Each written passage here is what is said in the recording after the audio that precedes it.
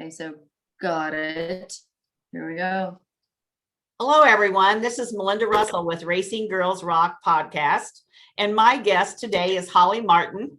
And Holly has a great story about the things that she's involved in with motorsports and she has a wide variety of activities that she volunteers for and she works hard for. And so we're going to first learn a little bit about Holly. She's going to tell us a little bit about herself. And then after that, we're going to hear about her involvement in motorsports. So Holly, welcome to the show. And why don't you start by just sharing a little bit about yourself? Thank you so much for having me, Melinda. Well, let's see. It basically started from probably my name. And the story goes, supposedly I was named after a carburetor. My mom wouldn't let my dad spell it with an EY. So there you have it, compromise. My family's been racing sailboats, dirt bikes, and off-road long before I was born. I always say I grew up in a pit crew. I was raised in a pit crew. My father and my uncles all raced Baja when I was a kid.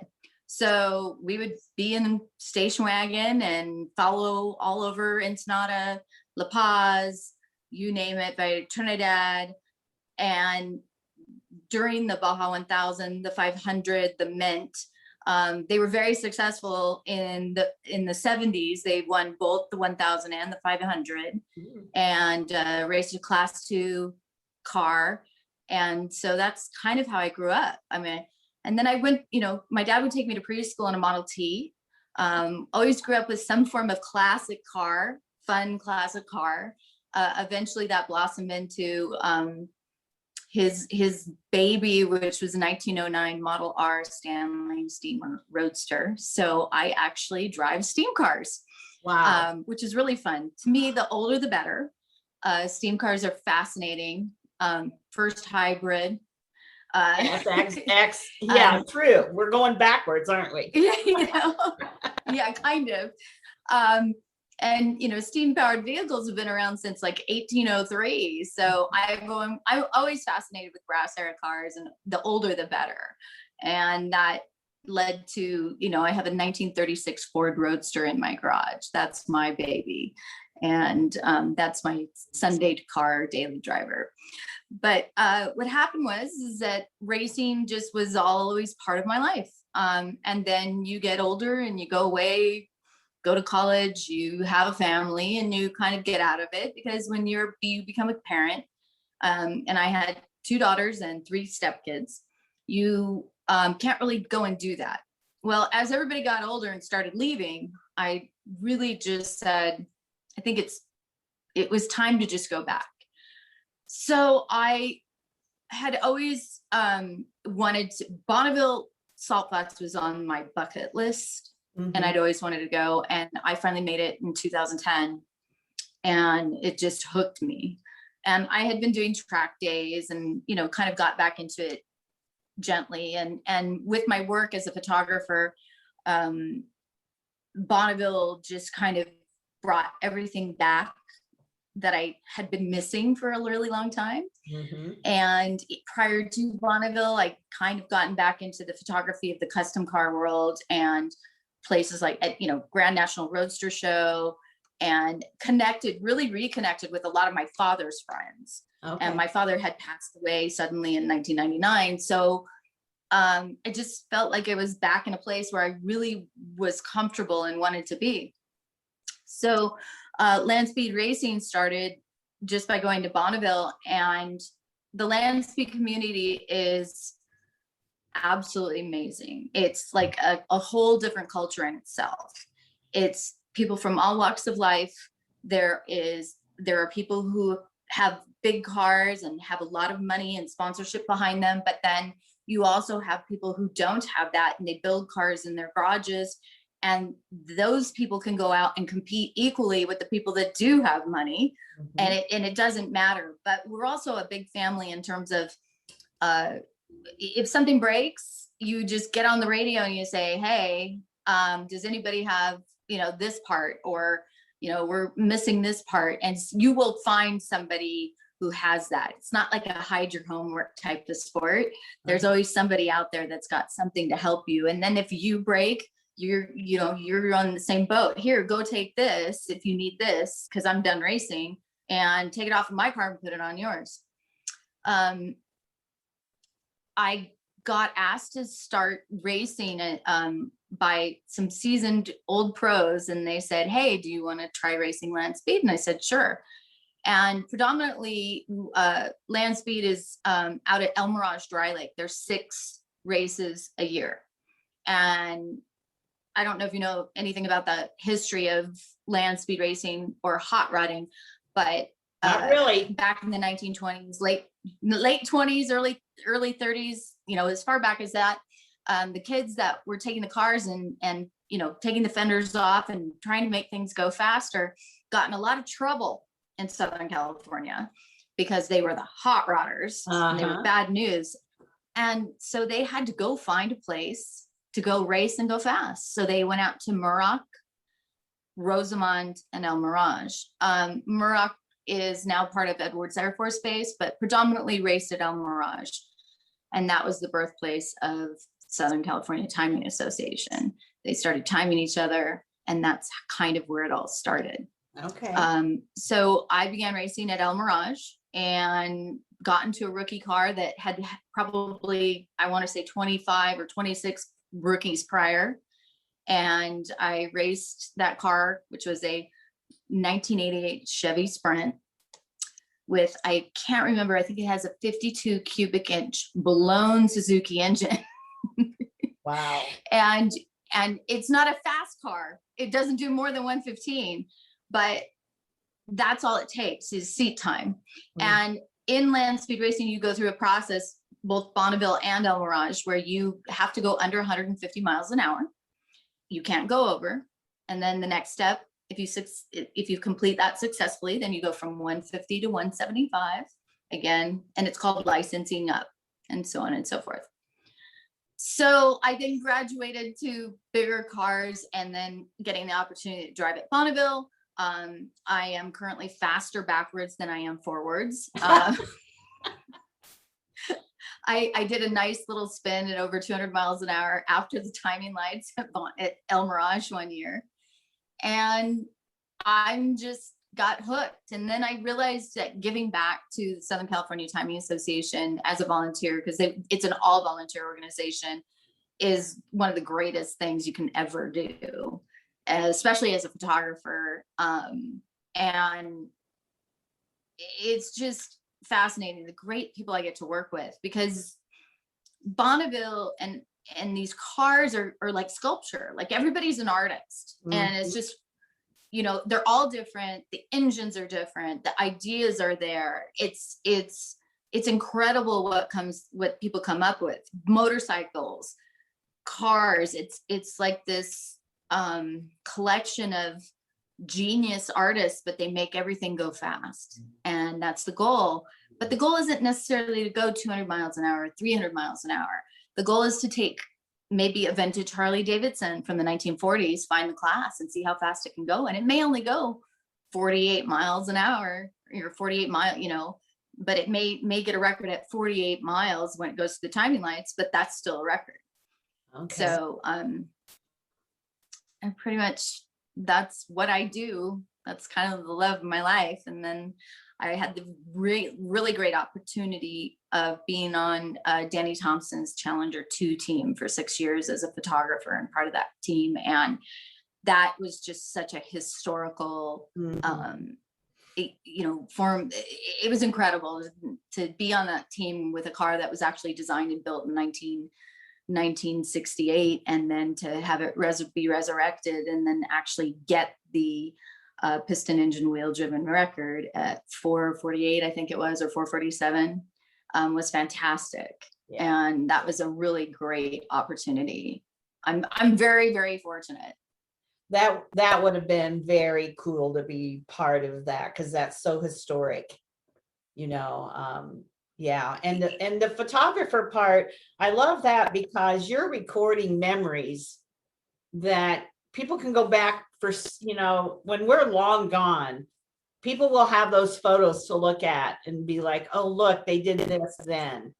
And so I love that about the photography part of it. And, you know, I have a couple friends that are track photographers, and it amazes me how many people don't take advantage of purchasing those pictures, because first of all, they're not expensive, and it's recording your history, your family racing history or whatever. And it just amazes me that I really try to promote those people, because you've got to have some history for your grandchildren and your great grandchildren to be like, hey, look what my grandma did, you know. Yeah. And so I love the photography part that you're involved in. Yeah, so I'm not very much of a commercial photographer. I actually am. I refer to myself as a storyteller. Okay. And so if somebody comes to me, I usually have the pictures that tell the story, and then it becomes a kind of a paid situation. But for the most part, I voluntarily go in because it's the history, and preserving the history is very, very important to me. And I love faces and the emotion that goes on, the celebration, the cast of characters that I have in my life that I'm so lucky to be around. One of my favorite projects is, outside of my current project, which is Speed Demon Racing and Maxwell Industries, is I have something called Legends of Metal and Speed, because that's who I am. I'm metal and speed. And I get to hang around people like Ed Iskandarian, and had the luxury of photographing him and listening to his stories. Nick Arias Jr., Gene Winfield, you know, custom car builders, racers, Don Perdome. I mean, I can name, it's just nice to be able and to photograph them and have them be comfortable enough with me to be themselves, and also to hear the stories. Yeah. I feel sometimes like I have to pinch myself, because I'm so honored to be in this group of incredible men and women who made history long before computers, long before computer design. And you know, when you took a piece of chalk and you designed a car on a garage floor, or they woke up in the middle of the night and said, oh, I've got it. And to be a part of the early history as well, it's just, I couldn't ask for a better job than what I have now, and it just keeps getting better and better, and I'm more amazed every day that I'm so lucky to be able to do what I do. You know, I love the part about telling stories, because that's what I do too, you know, in my magazine, and then also on the podcast. I'm letting you tell your story, and I love hearing them, because sometimes there's a common thread that runs through it, and it's about the people. It's about the people that we meet, but every story is different. And I had somebody ask me one time, well, who have you interviewed that's famous?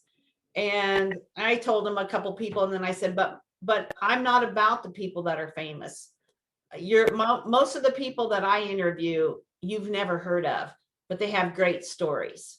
And I love that part, because where else are they going to have a chance to tell those stories unless we share them, you know? True. So let me ask you a question. When you're taking photos, and you're at an event or something and you're taking photos, my favorite photos that I see from photographers are the ones that are not on the racetrack necessarily. They're the ones when they're in the pits and they're working on the car, and they're, like you said, celebrating. Are those the kind of photos that you like as well? It sounded to me like that's kind of what you were doing when you're telling the story. Yeah, so I do all of the above, but the story and the people that are working in the pit crews, and you know, drivers, and what's going through their mind, and as a driver I know what goes through my mind, and the team effort and what it takes to achieve speeds that are incredible. That's all part of it. And then to catch the smiles or catch the intensity, it's very important and part of the story. What I also have is it's very important that it's not just my work. I work with a whole team. I assemble a whole team because it takes numerous people to tell the story, especially like the current story of Speed Demon. I have a whole team that I put together, which is fabulous, and they're all incredibly talented, and they all have a different style, but they also have a great deal of experience out of Bonneville Salt Flats, and they know where to be and when to be and what part of the track they can do this and that, and it's not something I can do on my own, because it's not just my story, it's the story of the whole team. So you in reality, you create a media team to capture and tell the story of the racing team. And I feel that's a really important part of telling stories in terms of racing. Yeah, because you would miss a lot if you tried to do it all yourself, because you can't be everywhere. So spreading out, different people, you're capturing different parts. So that's an awesome idea that you have there. I love that, because then you're catching all moments of the story. Right. And especially with Bonneville, because you have a 5 mile long track, flying mile, and then there's another 2 or 3 miles, 4 miles past that. And when you need somebody at the start, you need somebody at the middle, you need somebody at the timing lights, and you need somebody at the end. Right. And we put photographers and video people in different vehicles and get them to where they need to be. And then with my team, because they have so much great experience, it's really easy, because I don't have to tell them what to do. Right. And there's somebody in the pit or somebody in impound to capture those moments. And the work and the faces from everybody, from the engine builder to the tuner to the driver to the family, the guys in general, that everybody has a job on a team, from packing parachutes to Speed Demon does several engine swaps, and changes classes. So it takes a really big team to do that, and you can't do it all on your own. No. And so that's why I have this great group that works with me, and I'm really excited about this year, because there's going to be some pretty cool stuff we're doing. Some stuff out on the salt that's never been done before in terms of racing and in terms of video and media coverage. I'm really excited, and I can't divulge all my secrets right now. Okay. I won't push you to do that, because it's fun to have surprises. Yes. And but stay tuned if you want to see the great work that's coming from our group and the hard work that's coming from the team. Follow Speed Demon 715 or Speed Demon Racing on Instagram. You can follow me. I'm at Metal and Speed. You can follow Southern California Timing Association, which is SCTA BNI official. And you can kind of catch all the action going on during Speed Week and after and before. And some that's what I was going to just say. I was going to ask you, as you were talking, I was thinking, so how can I go back and watch some of this? So you just told us SCTA, Metal and Speed. Yeah. So you can actually go, and if you type in Land Speed Racing to YouTube, you can type in Dry Lakes Racing, vintage Dry Lakes Racing. There's actually quite a bit of footage. Okay. Another good way to follow and learn about the history is American Hot Rod Foundation. Okay. And they are excellent at the preservation of all forms of motorsports racing, as well as custom car building, etc. They're just so good at it. And they are a nonprofit, and that's what they do, is they preserve the history, but they also get that history back out there. And it's a really, really great form of being able to go back and see what happened in the 30s and the 40s and the 50s. And wow, I'm learning a lot today. I tell you what, you think about racing, and it's funny, because back in 2017, when I started International Women's Motorsports Association, I knew there were a lot of women interested or involved in racing, but I had no idea at the concept or at the the enormity of it. I wasn't a big drag race person because we really, short track was what I grew up with and what I followed mostly, but we do have Martin Speedway close to us and they have a great facility. So I went there in 2017, spring of 2018 to cover, just to see, what was happening. And the amount of women drag racing and little girls drag just blew me away. I couldn't believe it. I was like, oh my gosh, I had no idea. And now, as I've grown and I've gotten to know more people, and people like you are sharing things with me that I didn't know about. And, you think motorsports, it's a sport, but it's huge. It's absolutely huge. There's so many different types of racing and just it's all over the world, and it's just huge. And I love learning about more things. One of my little friends is in the speed land speed record type things now, and so I've been following it way more because of her. But the things that you've just shared are things that now I have to do some research and learn more because I love it.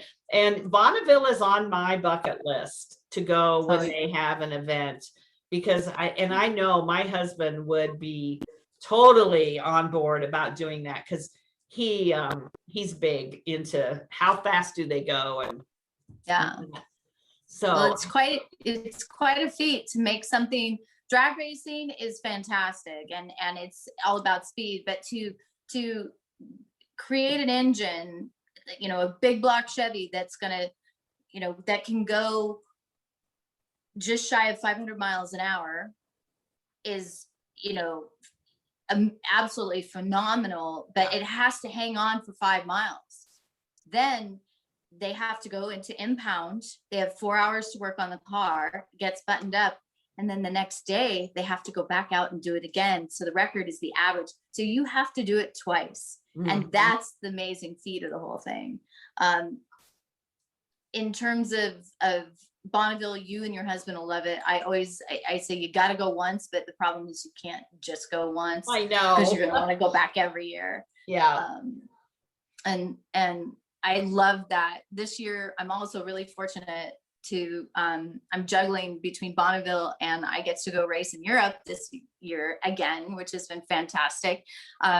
My family, I'm very grateful that my family still does racing and still builds cars. And in 2018, my uncle, but actually what started in 2017, he took his 1931 Ford Roadster and it's resurrected it again. And he bought it in, I think, 1982, and it was an old Lakes car. We knew about that due to the snaps down on the body, and he had it, turned it into his a hot rod. And he's been hot rodding, I think he bought his first car when he was 13 or 14.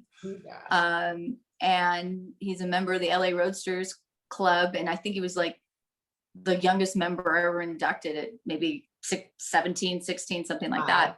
So he had done the Hot Rod Power Tour. The car had been driven back and forth across the United States several times.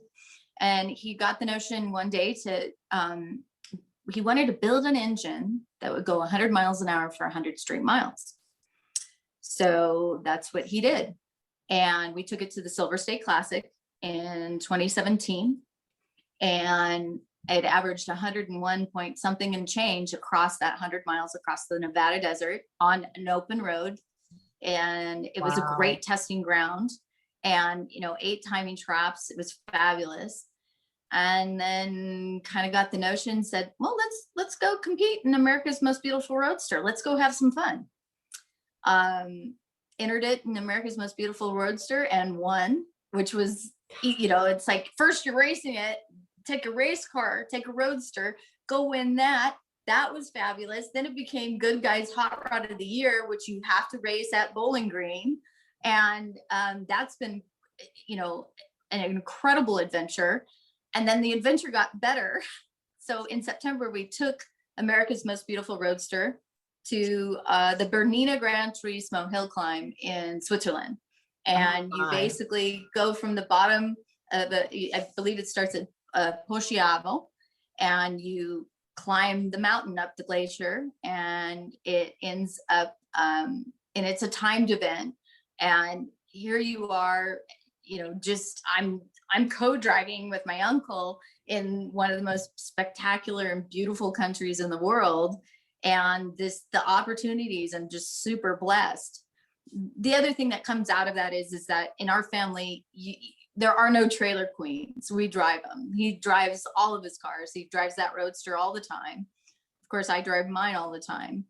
And then this year we've done the Mille Miglia, which my cousin Stephanie is the co-driver for that, and she's the navigator. I'm the one that hangs out the car at 80 miles an hour with the camera.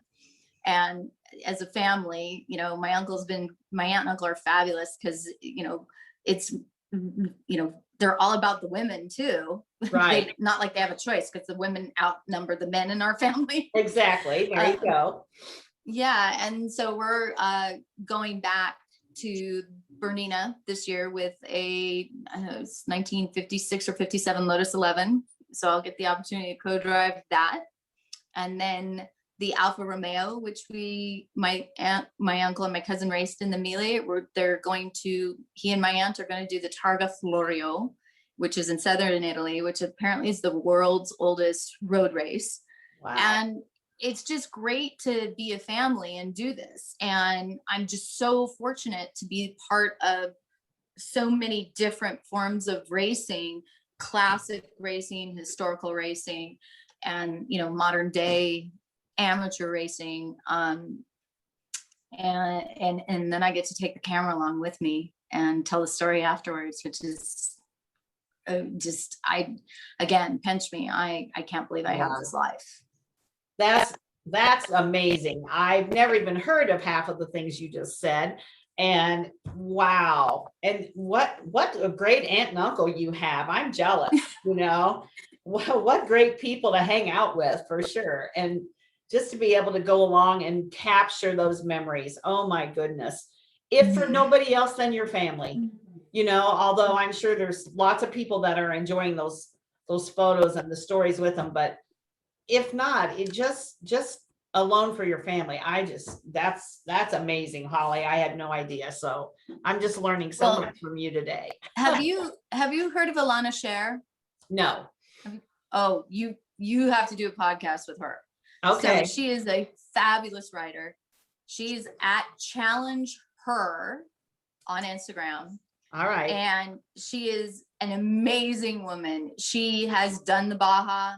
She, and she's going to hate me for saying this, but she has driven the world's fastest lawnmower on a track. She now I could probably do that. That sounds fun to me. I think she went over 100 miles an hour on a track on that lawnmower. I'm not kidding. She is involved in motorsports. She was on Roadkill. She has been a writer for Hot Rod. I believe she's the new editor-in-chief. She's of Car and Driver. She writes for Road and Track. But she's not just a writer. She gets out there and she's a racer as well. Okay. And she does have her own YouTube channel. She can wrench like no other. She is so good at it. And her daily driver is an Opel, which is really fun. But go look her up. I will. Amazing writer, brings a totally different perspective to automotive racing, not just men, in a man's form, but it's men, women. And she takes you there. And she's my favorite writer, because the way she tells stories is amazing. Oh, I can't wait. And it's great to see a woman doing and be all of that and being so involved in motorsports and cars in general. Oh yeah. I can't wait to start reading some of that and of what she writes. And yes, I will connect with her and get her on the podcast, because that sounds amazing. I appreciate the connection there. Yeah. You're welcome. So Holly, you've got so many amazing things going on in your life where motorsports are connected. What do you think your legacy will be when you're your aunt and uncle are still racing. You've got a lot of years left, but what do you think your legacy will be, or what do you want people to say about Holly Martin when, we're not going to be around forever doing this? What are they going to say about you, or what do you hope they say? That's a good question. I have to think about that for a second. Okay.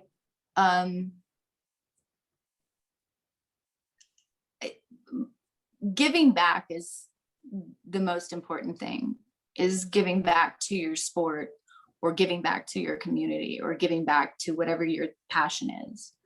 I really feel that volunteering is really what's important to me. It's great to go racing. The opportunities are incredible. Mm-hmm. Telling the story is incredible. But without the volunteers and without the people who are equally as passionate about the sport, or without each crew member, I can't do my job. Like, I can't tell my story without them. So I really feel like giving back, or just being there, helping these organizations survive and thrive, and especially after COVID, there's not a whole lot of money left to be able to have, sprint car racing, all these different people that put hard work in, that didn't get to do anything and do what they love for a year. Mm-hmm. So if you have the opportunity to step up and, help coach a young lady or a young man getting into racing, every little bit counts. If you can volunteer a little bit of time, if you're a welder or, mechanic, encourage the next generation, I think. And I'm hoping to do that, because the generation before me has encouraged me. Mm-hmm. And without them, I can't do what I want, what I love doing. And just to carry on that passion. As for women, I hope that, I'm 56 years old, and I started racing again in 2012. And that's the one thing that I really want to leave and encourage women to do, is that you can do anything, whether it be racing, writing, photography, art. Pick something you're really passionate about, and have a purpose, because you do have a purpose. And live with no regrets. Go out and do whatever makes you happy. Absolutely. And that's I hope I inspire women, especially women my age, that life is not over when the kids leave. And I mean, my goal is to become one of the fastest women at Mirage Dry Lake. I want to do that. That's my goal. And it's going to take some time, but I'll get there. But I also know that giving back to the organization is the most important thing.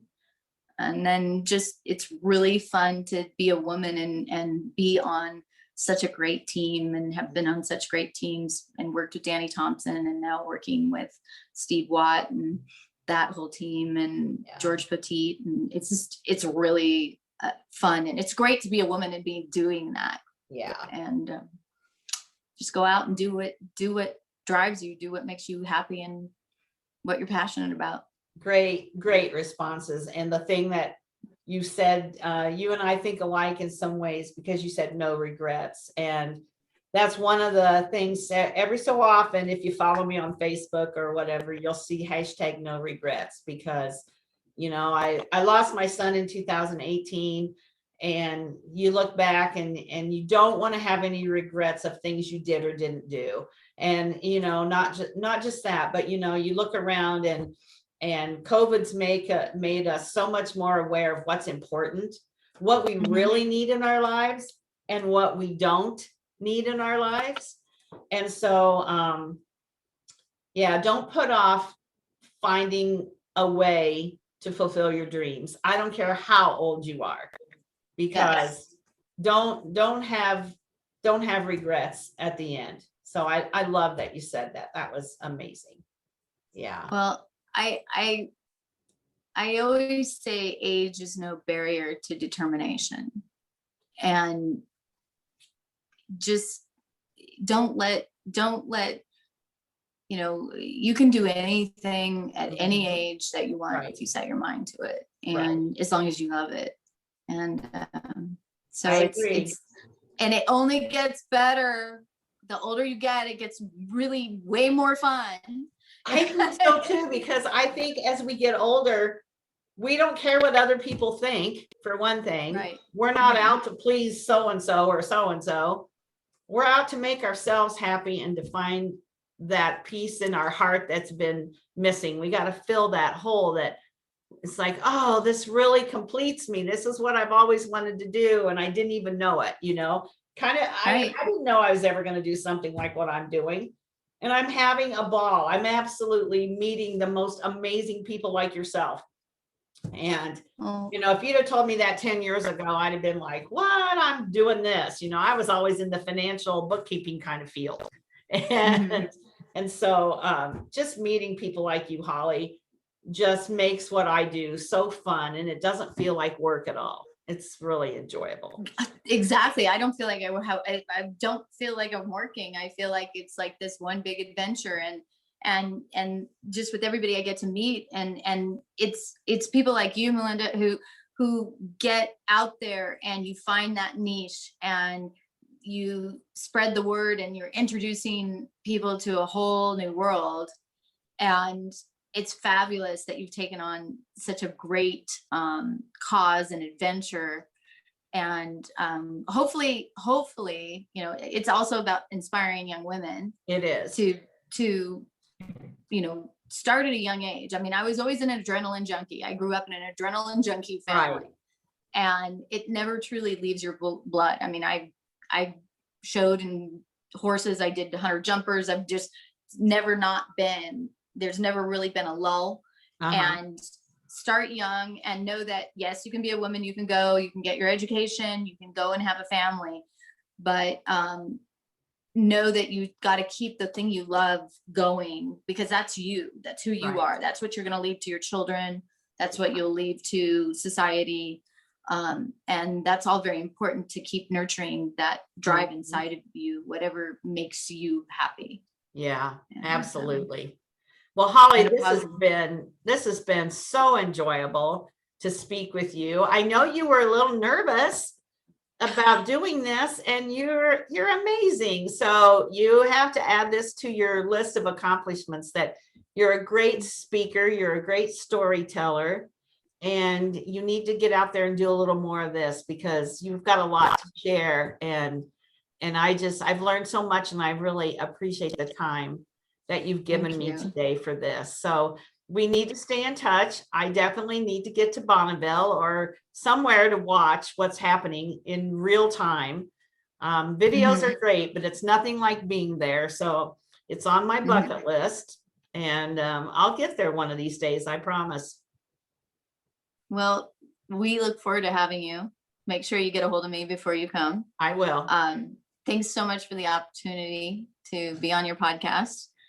Yes, I normally don't do these things because it has everything to do with like a big camera, and I'm better behind the camera, I feel like. But new technology makes things a lot easier now. It does. It does. And, we feel like we're just having a conversation, and it's easy to forget that, other people are going to listen, but people are not critical about how we look, or, I look back and I'd be like, oh, I made a funny face or whatever, but people are listening to what we have to share, and that's the most important part. So and for me, it's not how I look. It's actually a real thing. For some reason, when somebody's holding a big camera, and I've done quite a few interviews and things, and worked with History Channel and CNN and all of that through Land Speed Racing and through my projects. It's just, I get very strange when there's like lights and the big cameras, and I it's so not familiar, because I'm supposed to be on the other side. Right. I'm not supposed to be in front. So although these are really incredible opportunities I've had, it's still, I just feel so much more at home behind the lens. Yeah. And And so that's why I get a little bit. Well, you did great. I Thank you. really enjoyed talking to you today. And we will definitely stay in touch, because I'm going to learn more about what you do and the, Speed Demon and those things that you're involved in. And then we're going to stay in touch for sure. Okay, great. Thank you so much. Thank you, Holly.